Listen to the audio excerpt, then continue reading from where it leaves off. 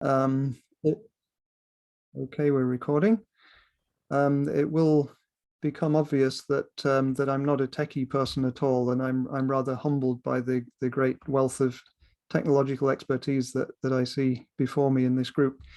And it's quite likely that that I'll forget to do something important in the course of this presentation. So if it looks like you're not hearing or seeing what you should be hearing and seeing, please do jump in and let me know. And also feel free to jump in with questions, because it's nice for this to be an interactive presentation. It still feels a bit weird for me to be talking to a computer screen and not getting things back until the end. So with that bit of preamble, I'll see if I can correctly share my screen and share my sound when that comes up. And we'll go straight into the PowerPoint. I think I'm going to have to hide your faces from my view so that I can see the PowerPoint, or maybe I'll figure out how to do that. Here we go. Slideshow from beginning. And just adjusting my view here. Yeah, okay, I think that will work. Right. So my title is Notes, Notations, and Annotations, which I hope doesn't seem too artificially clever or anything.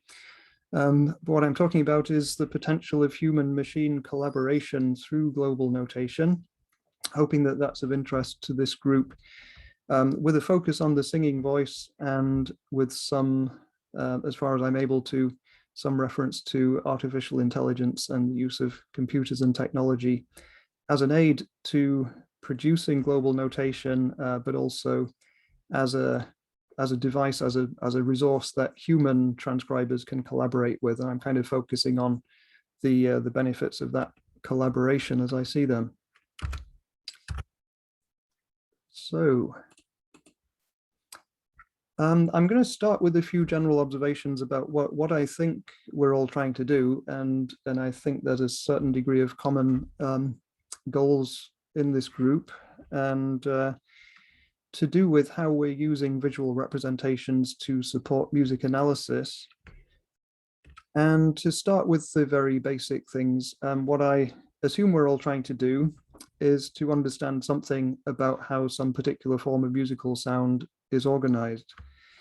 And in order to achieve that understanding, we often find it necessary to produce some kind of representation of the sounds rather than working directly with the sounds themselves.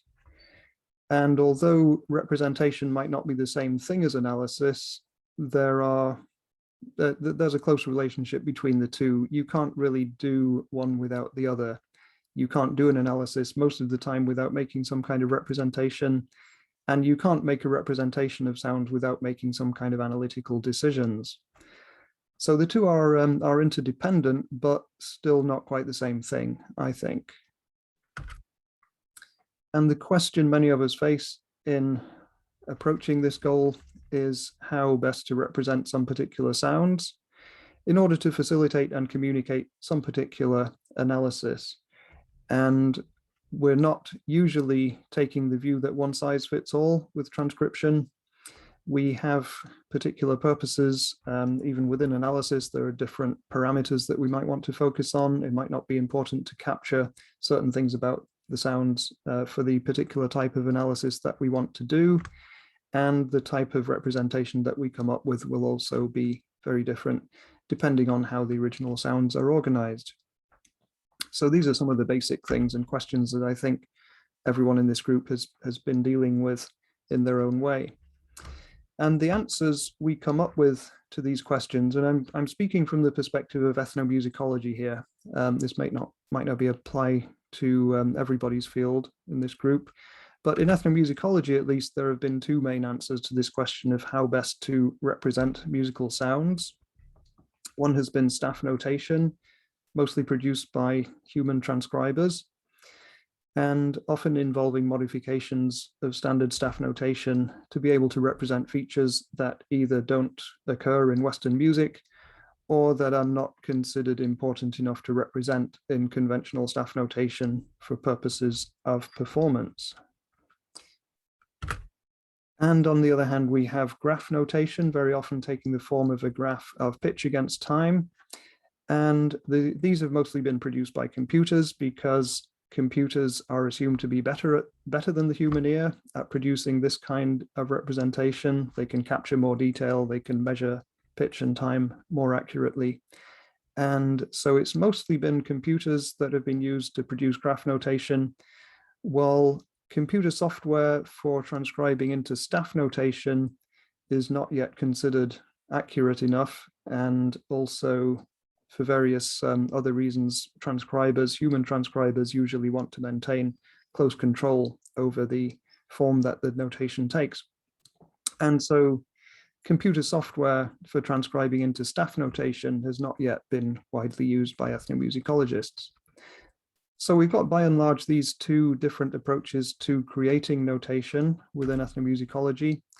And the question I want to raise is whether these two options serve our purposes adequately in the particular types of musical representation and analysis that we want to do.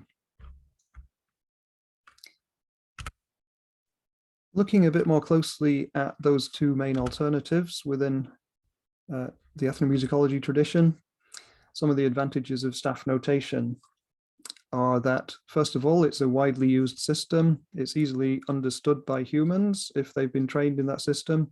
And increasingly many people around the world, not just in Western culture, have been trained in using staff notation for purposes of performance and composition, and easily adapt that for analysis as well. Staff notation is supported by software for rapid writing and playback, and this is a great advantage. It's relatively quick and easy to produce professional-looking notation in staff notation using one of several available programs, and you can check for accuracy by playing back what you've written and seeing if it sounds like what you intended. And this is a point that I'll come back to at the end of the presentation, I think, in the context of global notation. Staff notation makes quite efficient use of space because, after all, it evolved at a time when paper was expensive. A lot of information had to be packed into a small space. And although today we don't worry about that so much, we do still have to be aware of the factor of eye movement. And if information is spread out across too large a space, then the amount of eye movement involved increases, and it becomes difficult for a human reader to comprehend the notation. So efficient use of space is a good thing in general, other things being equal. Staff notation has already evolved to represent a great range of styles, and so it's a flexible system within certain limits. It's been used for practical purposes in many different traditions, not just the one that it evolved in. And that process of modification and evolution can be extended if we want to represent other styles that haven't yet been represented in staff notation, features of music that are not normally captured in staff notation. There's already a long tradition of making modifications, adding new symbols, adapting the notation to new purposes. But modifying the system tends to undermine some of the advantages that I mentioned above. So the more staff notation is modified, the more difficult it becomes to read by human readers. It also becomes harder to produce with software, which is designed for writing standard tonal music in the Western tradition. Turning to disadvantages of staff notation for our purposes, I could mention a few. There is a view that staff notation is still founded at some level on Western assumptions about music. Some of these principles of Western music are baked into the staff, you could say. The idea that scales, for example, have 7 notes to the octave is built into the spacing of the lines and spaces on the staff. The idea that rhythmic values are in mathematical ratios to each other is built into the note heads and stems and the rhythmic values that Western staff notation can represent. And to get away from those things requires some degree of unconventional adaptation or modification. Critiques of Western notation used for non-Western music often involve the I guess the colonial critique that some music is distorted by imposing these kinds of assumptions. It becomes difficult to fit, for example, Javanese gamelan music into the intervals assumed by the Western staff, and by forcing non-Western music into the Western staff, we are arguably imposing the assumptions of an alien tradition, and one that has been historically powerful. Staff notation makes it hard to omit certain kinds of information. So in standard staff notation, in order to write something down, you have to assume, or you have to decide what key it's in. Absolute pitch is normally specified. And if absolute pitch is not relevant for your particular purposes, you have to add some kind of annotation or comment to say that, for example, C represents the tonic, whatever that may be. But that's a modification of the basic system. And all of these modifications require explanation for the benefit of the reader. There isn't really a standard set of conventions for modifying staff notation. It's often been done on an ad hoc basis, individual scholars coming up with solutions for getting away from the standard conventions and meanings of Western staff notation symbols. These conventions have to be learnt to begin with, and if we've grown up with staff notation, we might have forgotten how much time it took to learn that. It becomes second nature, but it does take a long process to become fluent in reading staff notation.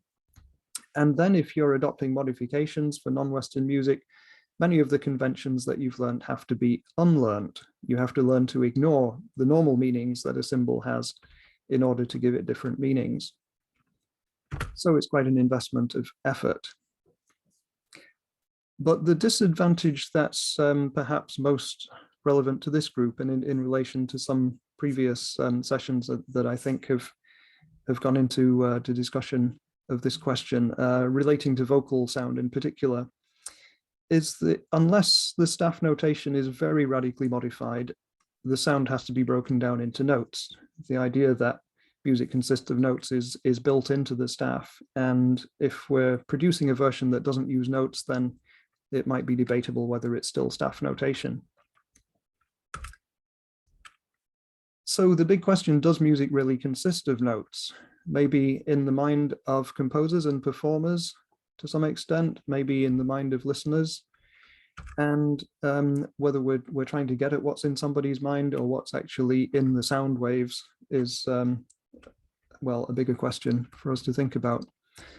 But on this question of notes as a way of representing musical sounds, Bruno Nettl, one of the leading figures in ethnomusicology, made this statement: in the study of ethnomusicology, the concept of the articulated note works well for certain musics, especially instrumental.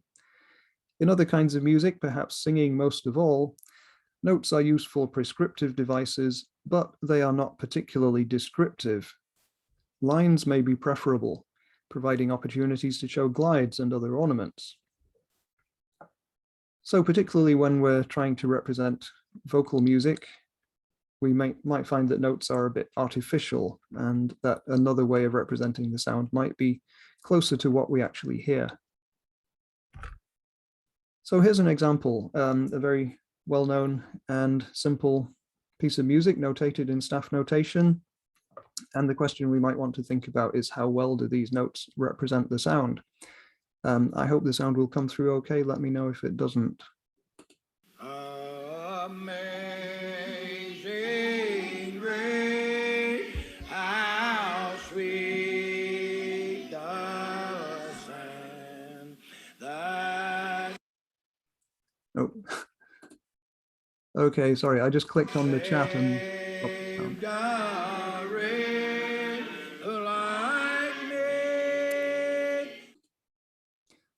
Okay, good to know that that's coming through okay for you. And we maybe don't think about this very often, but the notation of a simple tune like this, it's exactly what staff notation is designed to do. It's the kind of music that staff notation is most at home with. But if we look a little bit more clearly or closely, we might raise a few more questions about it. So for example, as I said before, staff notation assumes or decides that the music is in a certain key and has to write it in a particular key, unless it's modified in some way.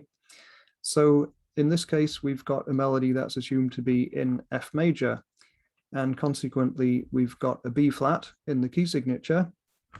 But if you look through the whole melody, you find that the note B never occurs. So how do we know that it would be flat if it did occur?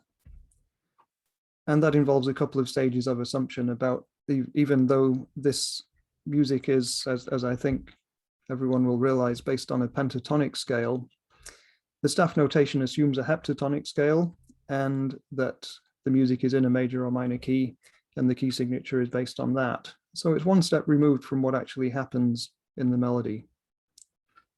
And another question for me, looking a bit more closely at this melody, it's written in 3/4. It assumes that there are 3 beats in the bar, and it might not occur to us to question that unless we notice that there's never a note on beat 2. So if there's never a note on beat 2, how do we know that there is a beat 2? Is the philosophical question. And putting it into staff notation kind of hides these uncomfortable questions. It makes, you wouldn't think of it, it wouldn't occur to you normally, because the time signature is defined as 3/4 in advance.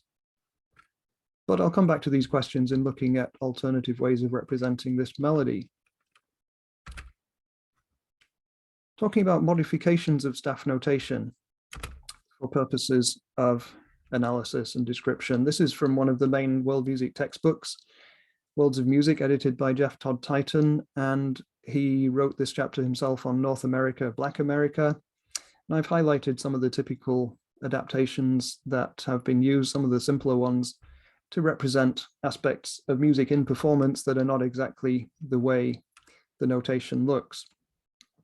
So he's added things like arrows above the note head to indicate pitch that is slightly higher or lower, rather imprecise way of saying that, that the pitch is a bit different from what it looks on the staff.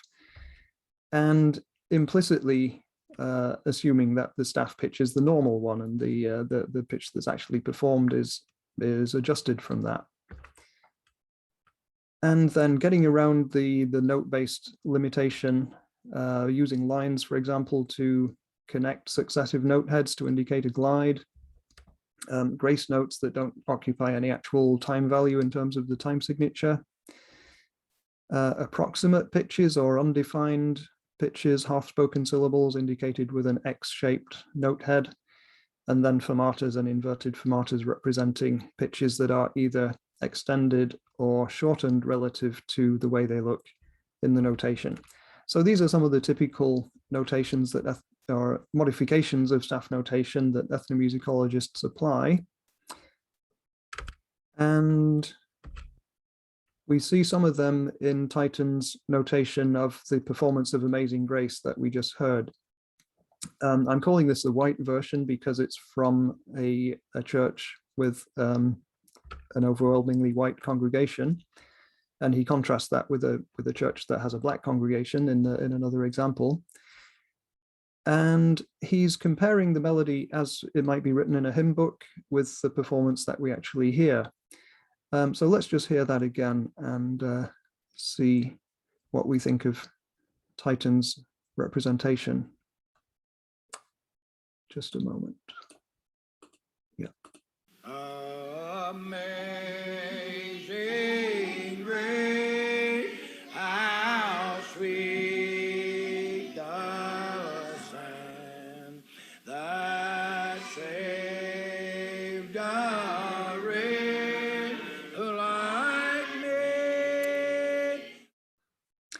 So Titan is getting a bit beyond what's written in the hymn book, showing a bit more detail and adapting the notation, especially with that upward slide on the word grace, and using staff notation to represent a performance rather than a theoretical model of a composition. He also tries to describe the timbre, something that staff notation is ill-equipped to represent, but he describes it in words. The song leader's tone quality is unvaryingly coarse, giving an impression of energetic seriousness. a very subjective description because, well, we don't have much other resources for describing timbre. But here's an alternative, a pitch time graph. So this is the computer generated notation, in this case from Tony software. And I've just taken a screenshot of the readout by itself. So we see the lowest and thickest line is the pitch trace of the melody, the fundamentals of the melody. Above that, you see overtones, the spectrum, and the overtone spectrum varies from note to note because the syllables of the text change and therefore the vocal timbre changes. And at the bottom, of course, the waveform indicating how loud it is at any given moment. So we have arguably a more accurate representation of pitch and timing, along with information on volume on timbre. But what are the drawbacks? Well, it's hard for a human being to read this. For example, in order to know where the same pitches recur, we would have to trace lines that are the same physical height vertically in the graph. And it's hard to do that by eye. Just reading across the graph, we might not be sure whether two pitch areas are the same pitch category, the same note. And also, where is the beat? We can see some sort of regularity and recurrence along the time axis, but it wouldn't be easy to tell that this music is in 3 beats, for example, if in fact it is.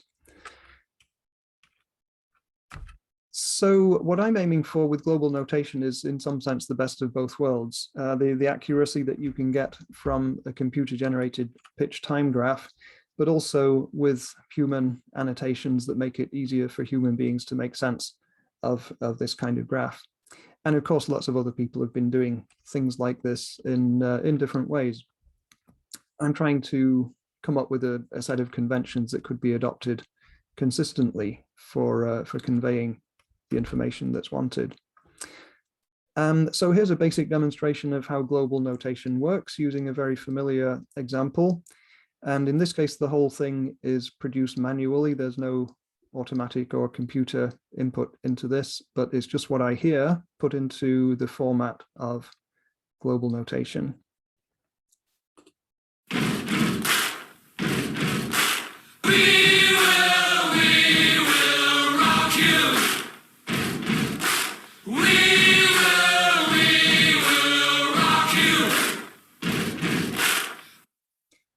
So I'm using a simple and familiar example there just so that I don't have to spend a lot of time explaining how global notation works.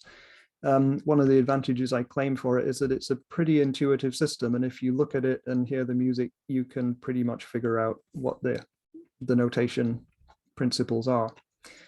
But we've got basically a combination of note-based and line-based approaches here, because we have different kinds of symbols, a continuous thick line representing the vocal melody, rather like the computer-generated pitch trace.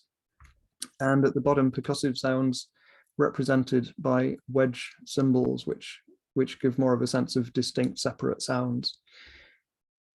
So the basic symbols that I use in global notation, it starts from the wedge, which is adapted from the waveform graph that you get from a percussive sound with a rapid decay. It looks a bit like a wedge like that. And the left-hand edge of the sound represents the symbol represents the beginning of the sound.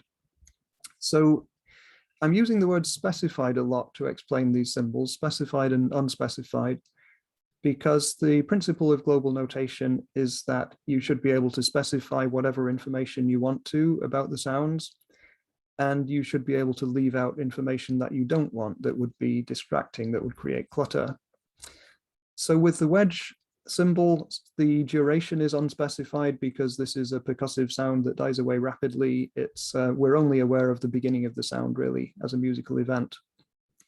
But then by adapting that symbol, reducing it to a rotated T symbol, we can produce something for representing specified durations. The length of the symbol will correspond to the duration because we're using a pitch proportional and time proportional graph as the computer printouts do. the longer a note is, the longer the symbol will be physically on the page. And then on the lower line of this slide, you can see several different versions of symbols that represent sounds with a change of pitch, with an inflection and vibrato, and with changes of pitch along with distinct articulation. And that might be particularly relevant to vocal music, because whenever there's a new syllable in the text, we hear an articulation, and that's represented by a vertical line extending beyond the horizontal lines, which represent pitch. So what I'm trying to achieve through this system is, first of all, to get away from the idea that there's just one normal way of organizing musical sound, which at some level is built into staff notation. To be able to specify, as I said, any information that we want, and no more, only that information. To facilitate cross-cultural comparisons of sound organization by developing a consistent way of specifying information. That is, not that we're always going to specify the same information, but if we choose to specify certain information, then there should be an established way of doing it consistent with other forms of examples of global notation. And finally, it should be as easy to learn as possible without having to know any other system of notation previously. So this is what I'm trying to achieve, and at the end we'll come back to this and reflect on how far global notation has been able to achieve these things so far, and how it might be able to do better. And that's something where I'll be keen to hear your views and suggestions as well. So the rest of this talk is really about looking at more examples of vocal music that I've tried to put into global notation using some combination of automatic and manual input, and designing it to support certain kinds of analysis and to be readable by humans rather than just machines. So one illustration, this is a piece of Quranic chant, which of course is not considered music in its own tradition, but it might be considered a singing voice because it's a voice producing definite pitches with a certain consistent scale structure to them. And I'm using this to illustrate some of the things that global notation can do, which would be harder to do in staff notation. But let's just hear the example first.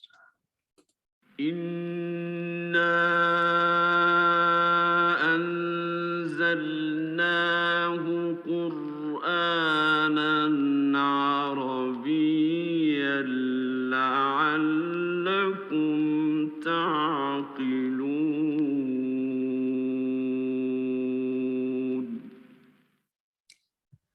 So some of the things I'm illustrating here, first of all, global notation doesn't have to assume that music is in a meter or a time signature. The timing, if the timing is non-metrical, then we just indicate an absolute time scale in seconds, which applies to the whole thing.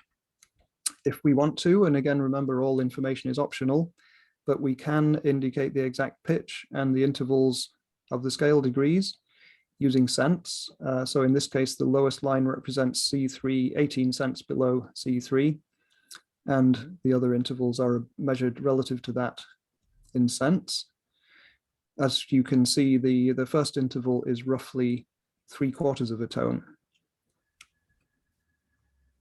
The pitch lines, and the pitch lines are the horizontal lines that I draw to represent the notes of the scale, and the scale is inferred from recurring pitches in the melody. Again, that's not something you can do automatically. It often involves subjective judgments based on, well, whether two notes are the same pitch or a different note of the scale. And often that has to be informed by cultural knowledge from talking to insiders in the tradition, which is another point I'll come back to later on. The computer-generated pitch time graph is very good at showing inflections of pitch, vibrato and pitch slides, the things that Nettl pointed to as advantages of a line-based notation. The text articulation is indicated by manually added onset markers, which are just vertical lines corresponding to the top of the capital letter T in the basic form of the symbol for specified duration. And so if we put Amazing Grace into this form of notation, again, manually produced, it would look like this. And this is just intended to give the same information that you get in the staff notation score that we looked at earlier. So not representing an actual performance, but just reproducing what's in the written hymn book. Hi. Yeah. Sorry, can I take you back to the previous slide? Yes. Okay, so is this an example where the pitch time representation taken from the computer is overlaid with the global notation, sort of human transcription?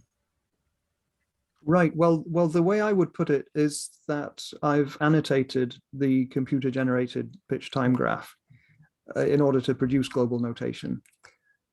So this whole thing is what I would call an example of global notation, and it's produced through a combination of automatic and manual input. So what I do to produce a graph like this is I would start with the computer-generated pitch time graph, and then I try to deduce what the recurring pitches are and draw in horizontal lines to represent those pitches. Measure the pitches and indicate that at the beginning. Measure the time scale, put that at the beginning. If there are recurring beats, then I would put that in with vertical lines regularly spaced. So it's a process of annotating a computer-generated graph in order to produce global notation. Is how I would put it. Okay. Thank you. That's good. Yeah, I just wanted to know for this specific example. Cheers. Yes. Okay, thanks for your question, and anybody please feel free to jump in with more questions. So I was getting back to Amazing Grace just to show how the basic notated hymn book version would look in global notation. Again, just to illustrate the principles, really. And then getting back to Titan's comparison of the written version and the sung version, and some of the things we start to notice about the difference between the two. Well, it does bring out a consistent pattern in the way the lead singer is departing from the written notes. And I've indicated this with a color coding here, that in this performance, whenever the pitch moves upwards, it tends to be anticipated. So the singer moves to the higher note before it would actually occur in the written version. And when there's downward movement, the movement tends to be delayed. And that's indicated with the green circle at the end of the first line. So these are some of the things that you can reveal through a staff notation of a performance and comparing it with the composed version. Putting the same performance into the computer-aided graph, and this again, it's the same graph that I showed you before, produced by Tony, but in this case with my manual annotations over the top. And so the horizontal lines are indicating what I infer to be the notes of the scale, and the vertical lines represent the beats. But, and I think it's probably worth listening to this one more time to notice this. Amazing grace, how sweet the sound that saved a wretch like me. So what I noticed by doing this was that there's a consistent pattern to the meter, a pattern of what we would call in technical terms non-isochrony, meaning that the beats are not all the same length. In fact, the third beat of each bar is stretched. It's longer than the other two. And as I said before, assuming that there is a beat 2 is a bit of a jump, because there's never a note onset on what would be beat 2. So you could take another interpretation of the meter of this performance and suppose that there are actually just 2 beats per bar, the first being longer than the second. And in this case, I've drawn bar lines, which are longer than the beat lines. That's a convention of global notation. The bar lines extend beyond the pitch lines. The vertical lines representing beats just go up to the top and bottom pitch lines.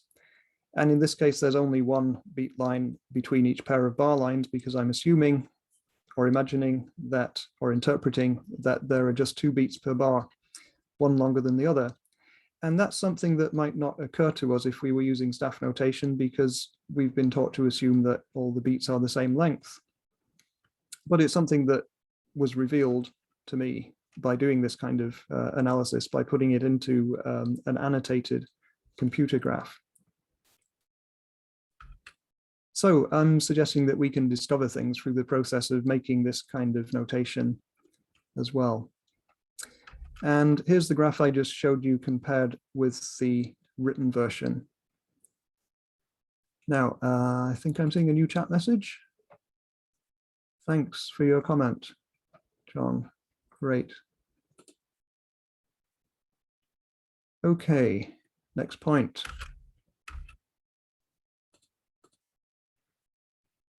So now, if we want to compare a performed version with a theoretical written version, another way we could do this is by making a combination of staff notation and global notation. And that's what I've tried to show here. Notice that the lines of the staff are not equally spaced because the intervals between them are not all equal. In fact, the second and third lines from the bottom are a major third. Each of the other pairs of lines is a minor third. So if we're going to combine a computer-generated graph, which is pitch proportional, into a staff, we have to adjust the spacing of the lines. But it's still, I think, readable as a piece of staff notation. I've put the notes right against the bar lines to show that, well, that's where they begin. That's where the sounds begin. And the pitch trace is superimposed over that. So it's just another way of making that comparison. It loses some of the advantages of global notation, because here the staff lines don't tell us anything about the scale that's used, whereas in global notation there would be one horizontal line for each note of the scale. But if you're familiar with staff notation, it makes the notation a bit easier to read and interpret. And again, it shows those features of anticipated upward movement and delayed downward movement in a bit more detail than we get from the staff notation. And a user would be able to interpret this and understand it without having to learn the whole system of staff notation. In fact, they'd only need to know the rhythmic symbols, which are relatively simple. So that's another possible approach that I'm suggesting.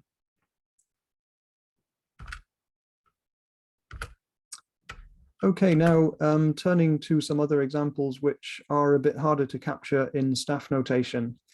And Titan himself illustrates this with another version of Amazing Grace.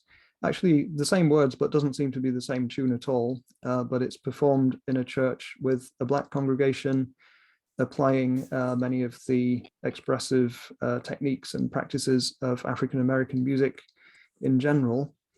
And on Titan's part, presenting him with the challenge of trying to capture this in staff notation.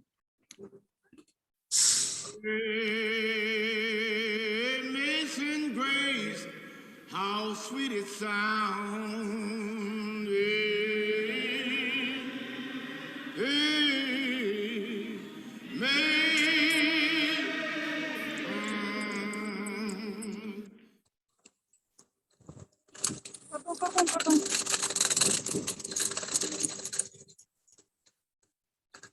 Okay, so he again comments on the timbre, which in this case he says, remember the previous one was the voice quality was consistently coarse, he said, expressing earnest seriousness or something like that. Here he says the singing tone quality alternates between buttery smooth and raspy coarse. So there are changes of vocal timbre, but again, doesn't illustrate that in the notation. And the notation shows a lot of these modifications, like vertical arrows representing pitches that are not quite what they look in the staff. So here's how I would represent this in global notation using the same approach that I did with previous examples. taking the computer-generated trace and annotating it with pitch lines and other information like the time scale. And I would suggest maybe capturing a bit more detail if these are the things that we're interested in. The way that the timbre changes in the course of the line, for example, it's well, it's still rather crude to talk about timbre in terms of a spectrum, but the overtone spectrum is one of the things that that characterize timbre, and it does show variance here, and it shows quite a different appearance from the other version that we listened to. So this might give us a way of getting to grips with timbre, as well as noticing phenomena like the vibrato, much more noticeable here than in the other version. And for a total contrast of style, but again the same song, here's an operatic soprano performing Amazing Grace, and the way it looks, applying the same method.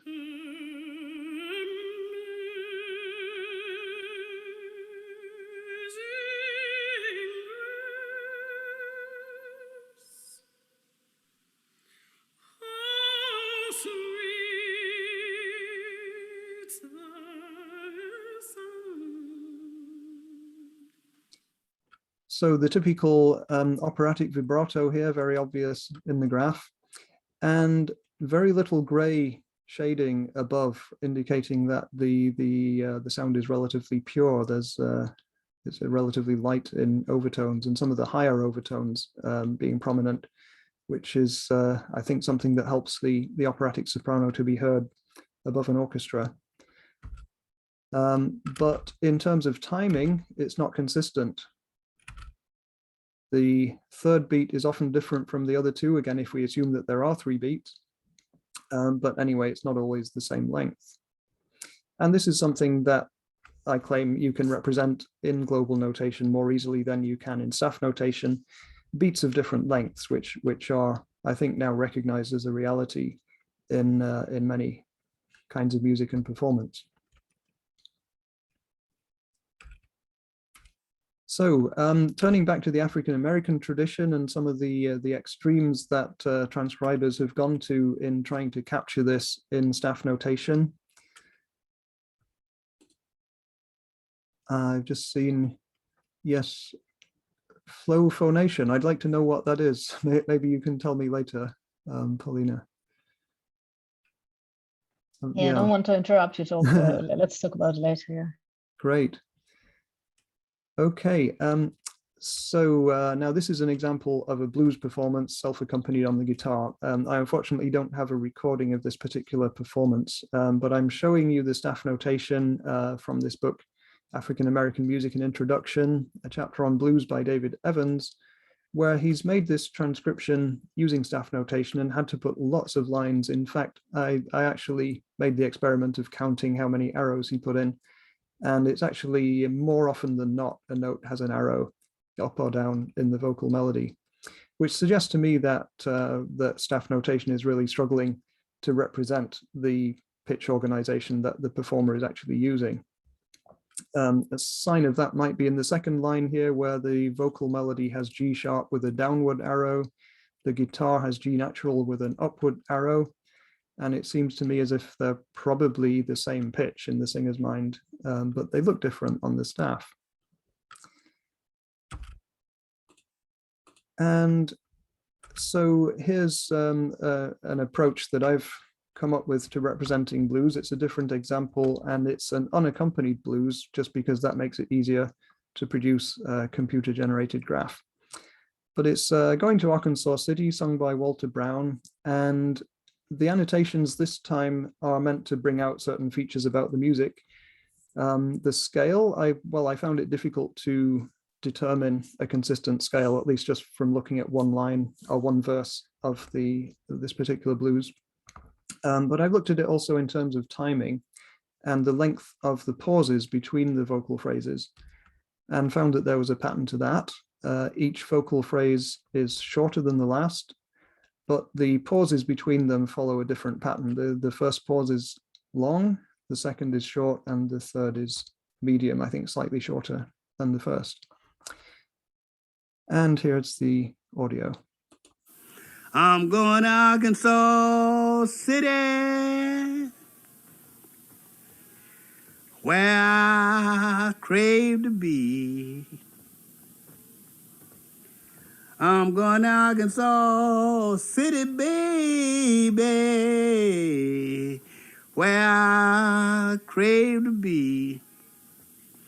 I got a woman there named Lula, thanks to whirling all of me. And this also illustrates a solution to the problem of where the lyrics go too fast to be spread out in one line without making the line excessively long. So I've adopted the expedient here of moving the syllables onto a higher space when they don't fit next to the words. A bit strange to read at first, but I think it becomes intelligible with practice.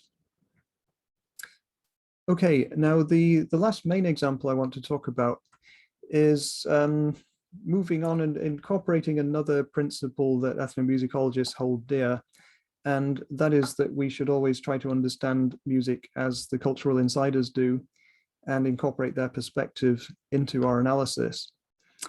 And the example I want to use for this is a South Indian classical vocal performance in a genre called Varnam, which could best be translated as an etude. It's a kind of technical study. And the example comes from an article that was published actually about 10 years ago by Michael Tenzer in the Analytical Approaches to World Music Journal, the first issue. And on the next slide, I'm going to show you his notation of this particular piece or performance. And what's significant here is that the performer will perform the same melody several times in effectively different tempos, keeping the same beat going in the accompaniment, but singing the melodies, for example, twice as fast or 1.5 times as fast as the original, which is obviously very difficult to do. And Tenzer's notation puts that into staff notation with the melody at the original speed at the top, and then 2 different versions, the first one being twice as fast and the third one being, I think, 1.5 times as fast. I think that's the correct mathematics, but it's if in effect 3 notes are fitted into the space of 2. Quite a complicated graph, and I think we'll skip this particular audio example because it's online rather than embedded into the PowerPoint. But here's how I... excuse me, yes. unfortunately, I have to leave because I have another meeting at 4. And I was dying to ask this particular question. Okay, go ahead. Do you mind if I just jumped in? Yeah. In most of the examples you have shared with us, and by the way, thanks a lot for the presentation and for all the examples you shared. I've noticed that, well, correct me if I'm wrong, please. I guess the onsets are annotated manually in this global notation. And maybe if I'm still wrong, but I noticed that most of the onsets are annotated with respect to the onsets of syllables. So my current research is automatic lyrics transcription. So like automatically, recognizing words and syllables, and then aligning them on audio and segmenting singing voice based on syllables. And my motivation was to be able to observe distinct and separate sonorous events in singing. And as an intuition, we thought syllable-wise segmentation would be the most appropriate compared to word or phoneme level, etc. Would you agree on that? Would you think that syllables are like we can segment singing voice most accurately by segmenting with respect to syllables? Or in other words, does singing voice melodies are composed of distinct sonor events that correspond to syllables essentially? And last question is, if there was a system that could apply this syllable-wise segmentation, do you think a computer can automatically generate this global annotation of yours? Well, maybe not automatically generate a complete global notation score, but to indicate the onsets, yes, I would hope so. I mean, obviously, this is outside of any research that I've done. And I was thinking of it mainly from the perspective of the listener, that when there's a new syllable in the text is a moment when, as a listener, we feel that there's an articulation, there's a distinct kind of something new in the melody. And depending on the vocal style, that can happen at other times as well. A very melismatic vocal style I would normally represent without those vertical onset markers.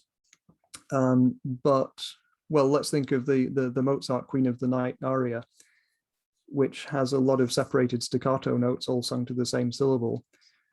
So, and because they're separated, obviously each one has an onset that's quite distinct to the listener. So in that case, I would have to show onset markers probably for every note, not necessarily for every syllable. And these things are, things that you can decide in individual cases. But I know there is a question whether a new syllable is necessarily the same thing as the onset of a new note in a vocal melody.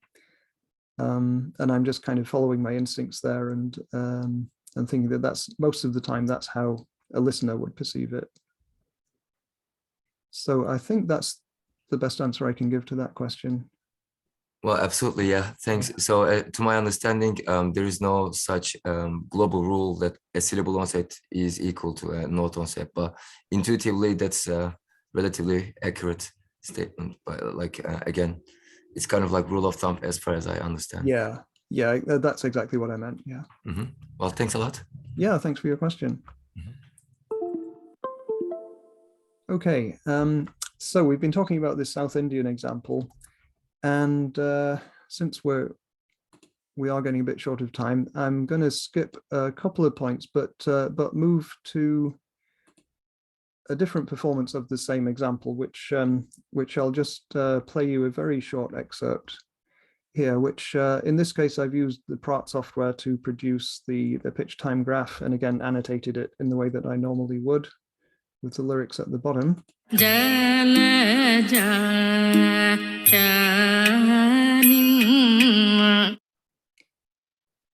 And then we're going to look at a different section of the same performance. Well, actually, beginning with the same excerpt we just heard, but with a different way of singing, which is one of the techniques that's used a lot in North and South Indian vocal music.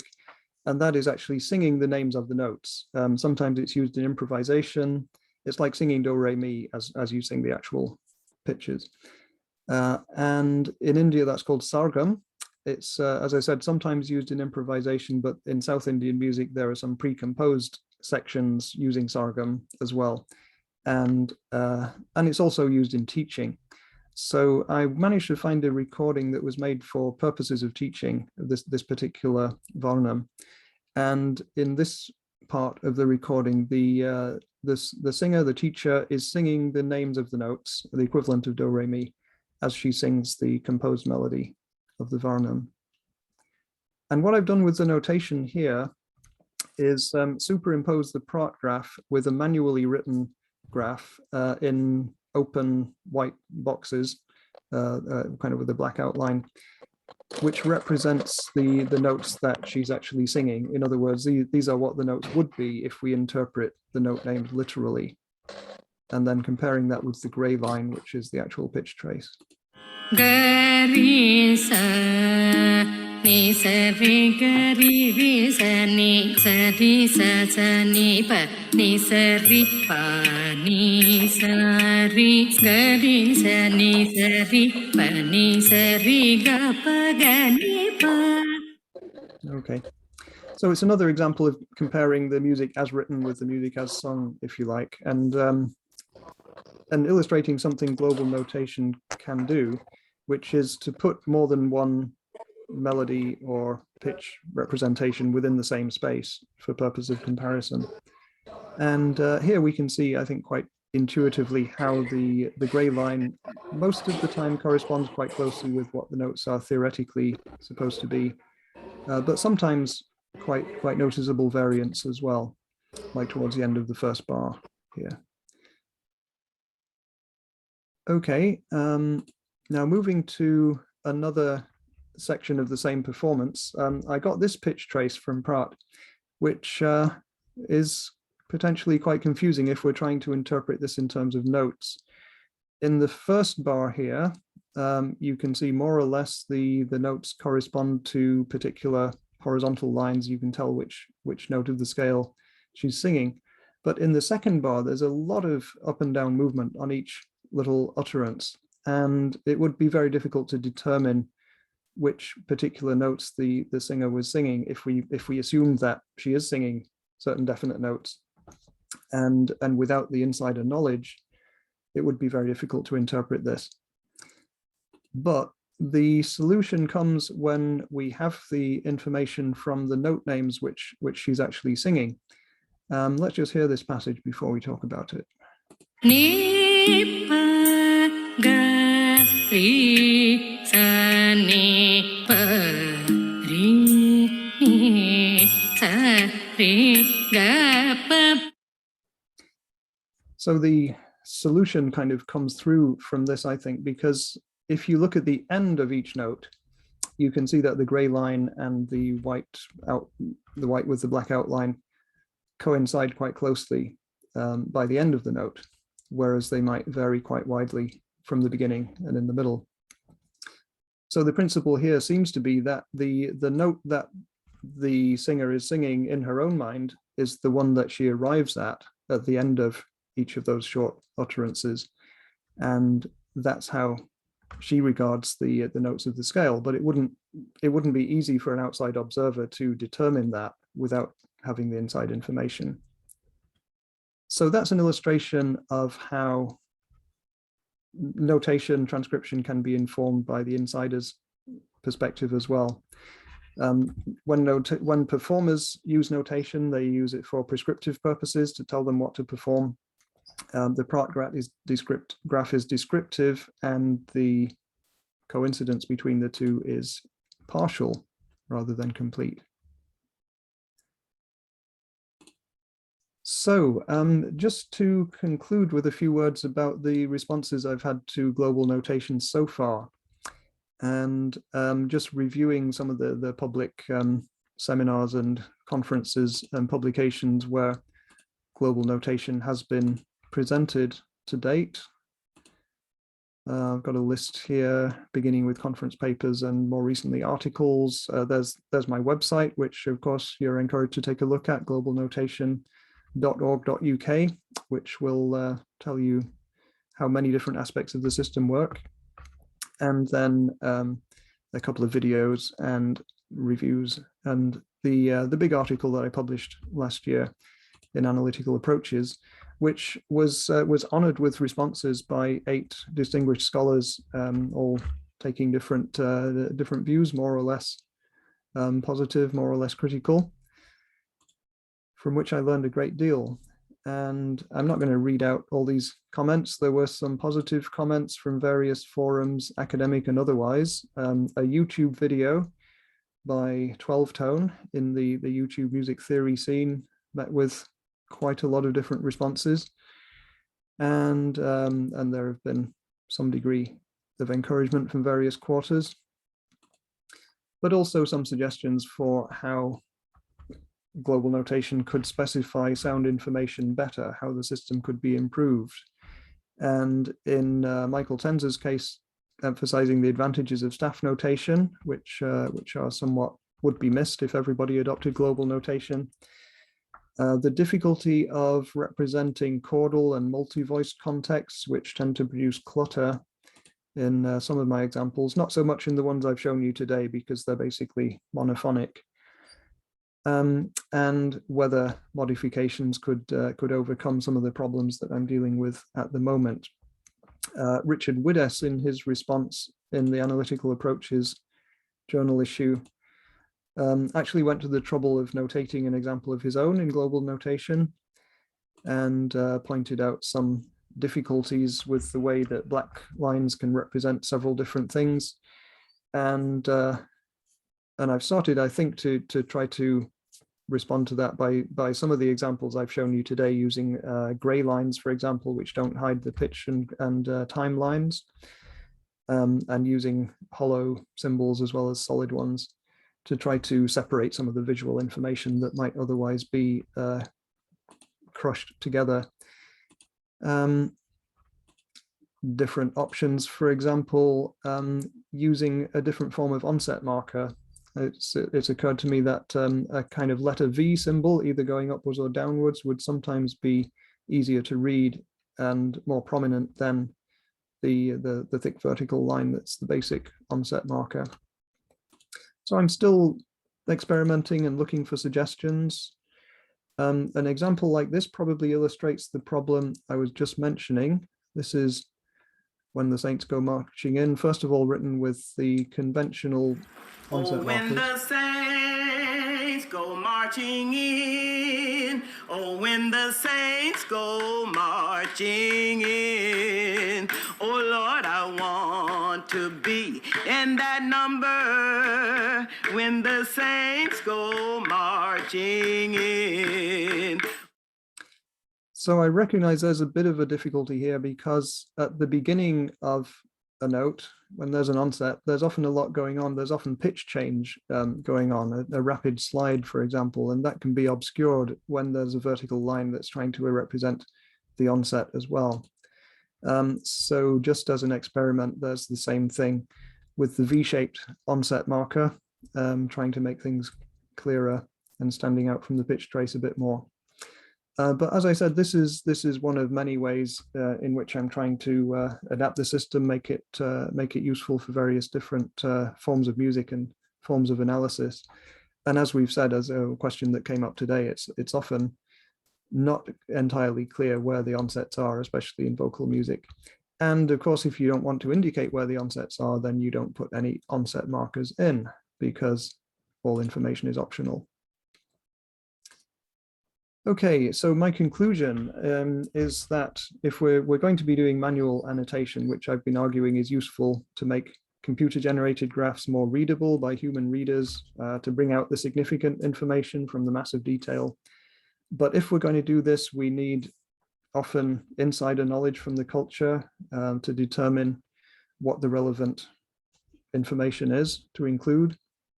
We need to consider the needs of the reader, try to make things uncluttered, clear as far as possible. Don't make the reader go to too much trouble, more trouble than necessary.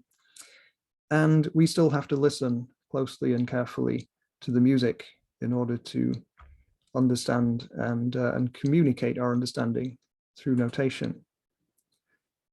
So looking again at the advantages that I've been trying to pursue through global notation, getting away from norms of musical sound organization, being able to specify just the information that we want and no more, facilitating cross-cultural comparisons, and being as easy to learn as possible. Well, you can make up your own mind from what you've seen, how far we've been able to achieve those things so far.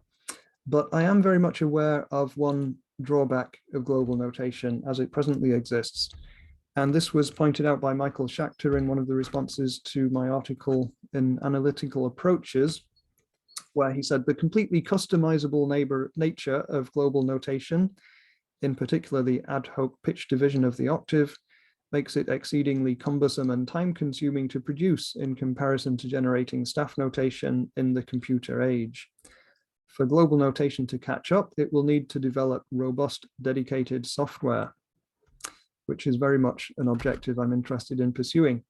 But I'm also mindful of the caution that was raised by Tara Browner in her response to the same article regarding programs for staff notation. Typesetting programs such as Finale and Sibelius work against flexibility because they're designed to represent, let's say, Mozart tonal music with regular meter, and getting away from that takes an effort to kind of override the default.